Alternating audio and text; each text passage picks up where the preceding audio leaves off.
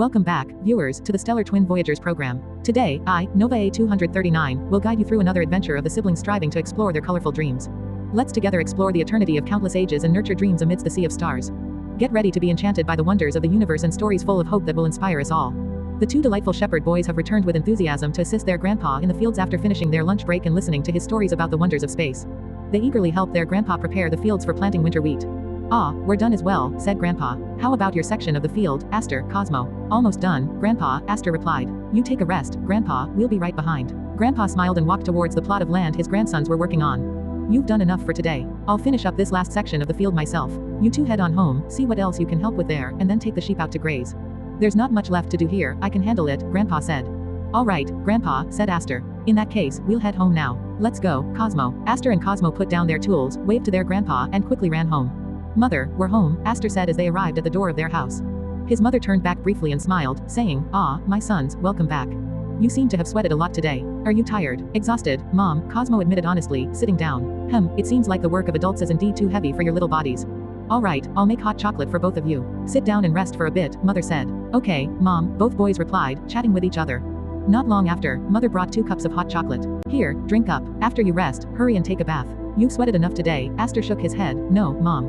We haven't taken our sheep out to graze yet. We'll go shepherd them first before taking a bath," Aster said. Aster and Cosmo quickly finished their drinks, then bid farewell to their mother to take their sheep out to graze.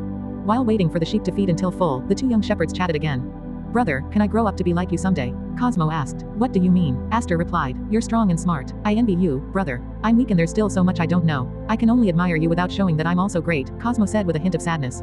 Aster sat beside his younger brother and patted his back. "Look at yourself, Cosmo. A shepherd shouldn't bow down because they always have to watch over their flock. Cosmo, you think too much. Besides, you're younger than me. Of course I have to grow stronger to help Dad protect the family.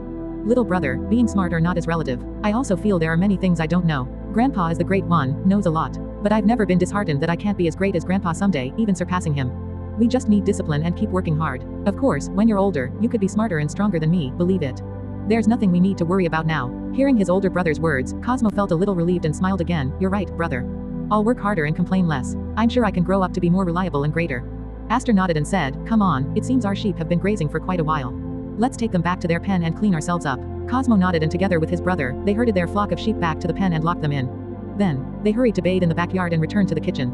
Grandpa had returned from the field by then. "Oh, my grandchildren already smell nice. Come sit with me, Grandpa here. Let's wait for your dad to come home. Although he said he'll be back a bit late, Grandpa thinks your dad will be here soon." "Oh wait, Grandpa wants to check on the corn we dried. Grandpa's a bit worried because this year's weather is a bit damp and it might cause mold to grow. You two stay here," Grandpa said as he got up to check on the condition of the corn they had dried earlier. Not long after, their dad also returned. "Dad's back." "Oh, my sons are already waiting for me here. Where's Grandpa? Is he still in the field?" Dad asked. "In the backyard, Dad, checking on the corn we dried," Cosmo replied. Aster then helped their dad unload the baskets from the ox cart, while Dad returned the cart to the neighbor. Shortly after, Dad returned. Grandpa was also back in the dining area by then. "My sons, how was the sales today?" Grandpa asked Dad. "Sold out, Grandpa. There were even some buyers from the first day who came back because they liked our sweet corn," Dad explained, taking out an envelope containing today's sales. "Dear, keep this money. It's today's sales," Dad handed the envelope to Mom. "All right, my husband, thank you. You should rest now. I've made hot chocolate for you, have it quickly. Dinner will be ready shortly," Mom said. Dad quickly freshened up and sat down to drink his cup of hot chocolate. "Ah, this really restores my energy," Dad said. Then Dad asked their 2 sons, "How was your day, my sons? Did you help a lot in the field? Have you become obedient and stronger boys now?" Aster and Cosmo nodded and answered together, "Yes, Dad." Dad laughed and said jokingly, "If that's the case, that's great. It means maybe I can leave you longer and you can take over the field work with Grandpa. After all, you're my sons. If Dad is strong, you surely are just as strong." The whole family laughed together. Shortly after, Mom began setting up the dinner menu one by one. "All right, let's eat. I'm sure you're all hungry," Mom said, taking her seat. "You're right, dear, especially our 2 children who worked hard helping Dad in the field. Here, Dad will get you a big piece of chicken thigh. Eat a lot so you can grow stronger," Dad said, serving Aster and Cosmo big pieces of chicken thigh. "Thank you, Dad. Enjoy your meal, Dad." "Enjoy your meal, Grandpa." "Enjoy your meal, Mom," Aster and Cosmo said. The family spent their dinner time happily, exchanging many stories. After dinner, Mother immediately started cleaning up the dishes. "I'll go to my room first. I want to rest early tonight. I'm a bit tired," Father said. Mother nodded. Aster and Cosmo said, "Good night, Father. May you have a peaceful sleep." Father patted their heads and went into his room. Now in the room were Aster, Cosmo, Mother, and Grandpa. Grandpa took out his pipe and smoked it while relaxing. Aster and Cosmo helped dry the dishes that their mother had washed. Once they finished, Grandpa called out to them, "Aster, Cosmo, come here. Do you want to hear another story?" "Yes, Grandpa, yes." The 2 boys exclaimed eagerly. "All right, first brush your teeth, then put on an extra layer of clothing so you don't get cold later." Grandpa will wait outside, Grandpa instructed. Okay, Grandpa, they replied, then rushed inside to prepare everything as Grandpa had requested. Shortly after, they returned outside each carrying a flashlight. All right, let's begin walking, Grandpa said. On their way, they encountered their neighbor who seemed a bit rushed. Good evening, Mrs. Brunette. How are you? Grandpa greeted. Mrs. Brunette looked at Grandpa and replied, Ah, elder of the village, good evening. I'm sorry I didn't notice you. I'm in a bit of a hurry, my child has a high fever that won't go down. I'm rushing to take them to the city. I hope to arrive soon and find medicine to lower my child's fever.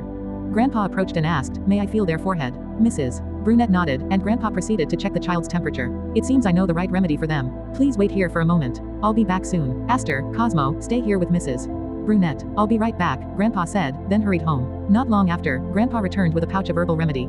Here you go, Mrs. Brunette. Brew this and give it to your child 3 times a day, once per glass. I hope it helps bring down their fever. Mrs. Brunette thanked him and took the remedy, immediately preparing it. Grandpa and his 2 grandsons bid farewell and continued their journey. Finally, they all arrived at the meadow where they usually did their nighttime observations. Ah, we're a bit later than usual today, Grandpa said with a smile. His grandson simply nodded. All right, let's sit down. Grandpa will tell another story for today. As promised last night, I'll tell you about Scorpius, Sagittarius, and Hercules or Heracles. Are you ready to hear it? Grandpa asked. Yes, Grandpa, let's hear it, Cosmo said excitedly. All right, Grandpa will start with Scorpius the Scorpion. This story is related to another constellation, Orion, which we'll see in winter. According to ancient Greek mythology, Orion was a very handsome and brave hunter. He was the son of Poseidon, the god of the sea, who gave him the ability to walk on water. Orion became very arrogant about his hunting skills and beauty, often boasting that he could kill all the wild animals on Earth. This angered Gaia, the goddess of the earth, because of his arrogance and the potential threat to the balance of nature. To stop Orion, Gaia sent a giant scorpion to kill him. The battle between Orion and the scorpion was fierce, but eventually, the scorpion managed to sting Orion and kill him. As a reward for the scorpion's success, Zeus placed it in the sky as the constellation Scorpius. Orion was also placed in the sky as a constellation, but far from Scorpius, so they never appear together in the night sky. When Scorpius rises in the east, Orion sets in the west, creating an eternal chase in the night sky. The constellations Taurus, the bull, and Gemini, the twins, are also often associated with Orion. Orion is often depicted as hunting Taurus in the sky, and Gemini, consisting of Castor and Pollux, are Orion's companions in some mythological stories. Now, Grandpa will tell you about the constellation Sagittarius the Archer.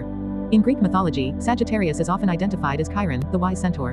Chiron was very different from other centaurs who were usually depicted as wild and rough creatures.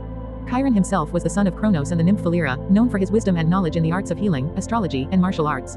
Chiron became the teacher of many Greek heroes, including Asclepius, the god of medicine, Achilles, and Heracles. One day, Chiron was accidentally wounded by Heracles, who shot a poisoned arrow dipped in the blood of the Hydra.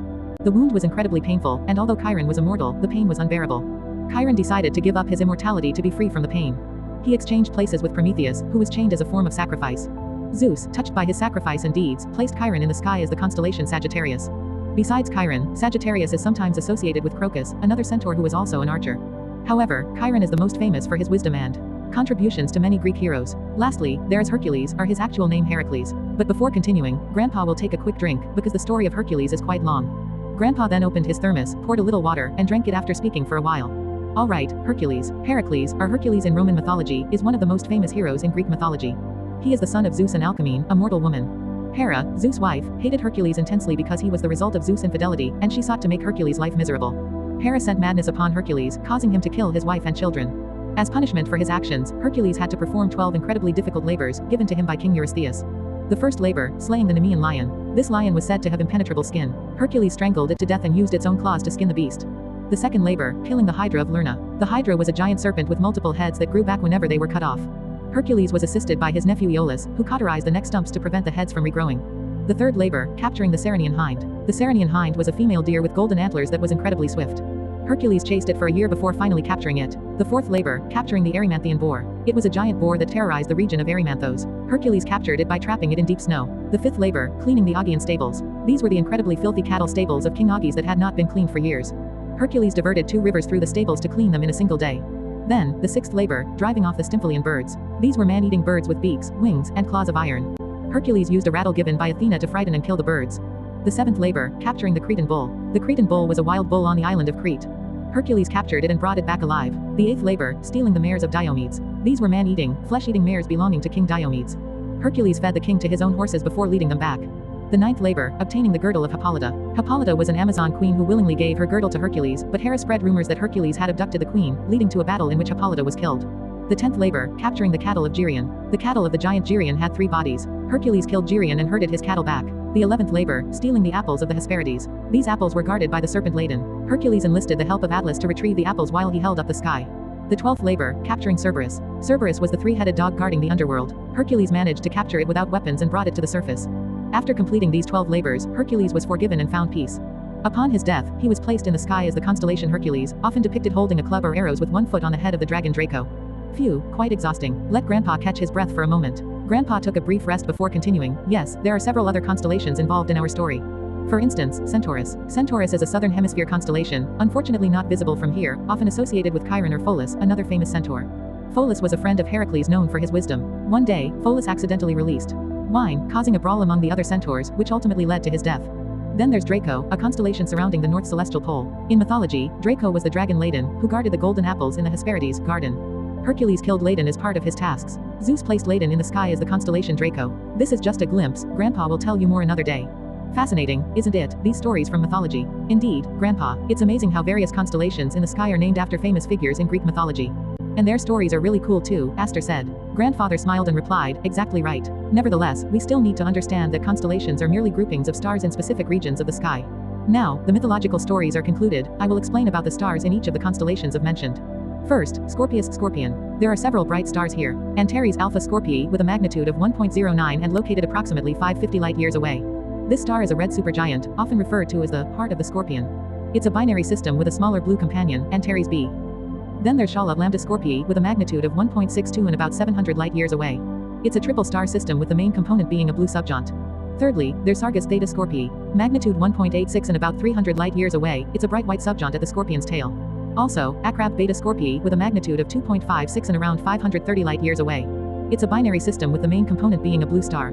Lastly on the list, Shubak Delta Scorpii with a magnitude of 2.32 and about 490 light-years away. It's a blue-white subgiant star that exhibits variability in brightness. Scorpius is easily identified by its shape resembling a scorpion with a coiled tail and distinct claws at the front. Antares, being bright, serves as a primary marker for identifying this constellation. There's also the teapot asterism in Sagittarius, which is often used to aid in identifying the area around Scorpius. And, not only does this constellation have bright stars, it also boasts many fascinating nebulae. First, the Butterfly Nebula NGC 6302, located near Scorpius' tail, is a bright planetary nebula with a butterfly-like shape. Then there's the Cat's Paw Nebula NGC 6337, also near Scorpius' tail, known for its intriguing shape. NGC 6231, near Zeta Scorpii, is a very bright and beautiful open cluster, often called the False Comet. Okay, now Grandfather will continue with Sagittarius Archer. For bright stars, first, there's Cos Australis Epsilon Sagittari with a magnitude of 1.85 and about 140 light-years away. It's a bright blue-white giant at the lid of the teapot. Then there's Nunki Sigma Sagittari with a magnitude of 2.05 and about 220 light-years away. It's a bright blue-white subgiant at the spout of the teapot. Cos Media Delta Sagittari, magnitude 2.72, and about 350 light-years away. It's a bright giant at the middle of the teapot. Fourthly, Cos Borealis Lambda Sagittari with a magnitude of 2.82 and approximately 78 light-years away. It's an orange subgiant star, part of the neck of the teapot. Lastly, there's Acela Zeta Sagittari, magnitude 2.60 and about 88 light-years away. It's a binary star system with two white stars. Sagittarius itself is known for the teapot shape formed by its 8 bright stars. This teapot is a primary guide for identifying this constellation. The teapot asterism consists of the stars Epsilon, Delta, Zeta, Phi, Lambda, Gamma 2, Sigma, and Tau Sagittari. This distinctive shape greatly aids in sky navigation. Well, wait a moment, let Grandfather rest again. Ah, old age truly feels like this, especially getting tired easily from long speeches. The two grandchildren promptly poured water into the thermos lid and offered it to their grandfather. Grandpa, please have this. Grandfather smiled proudly at their attention, thank you, and took a sip before continuing. Yes, now feeling refreshed, Grandfather will continue. There are also several interesting objects in Sagittarius. First, the Lagoon Nebula M8 near the handle of the teapot. It's a very bright and large emission nebula, often visible to the naked eye in dark skies. Then there's the Trifid Nebula M20 located near the Lagoon Nebula. This unique nebula consists of 3 main lobes, known for its contrast. There's also the Omega Nebula M17 near the star Gamma Sagittari.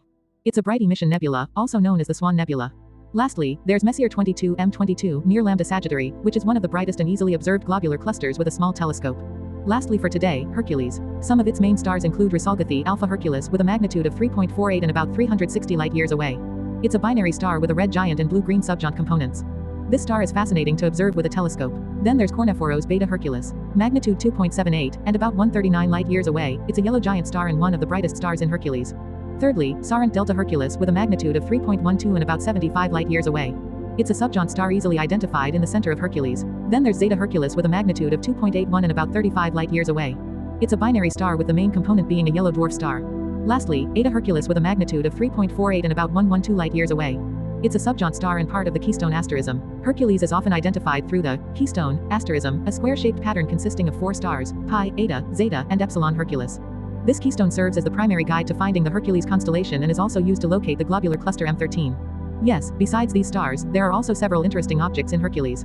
First, Messier 13 M13, the globular cluster Hercules, located between Eta and Zeta Herculis, is one of the brightest and most famous globular clusters in the northern sky, visible to the naked eye in dark skies. You can see it, right?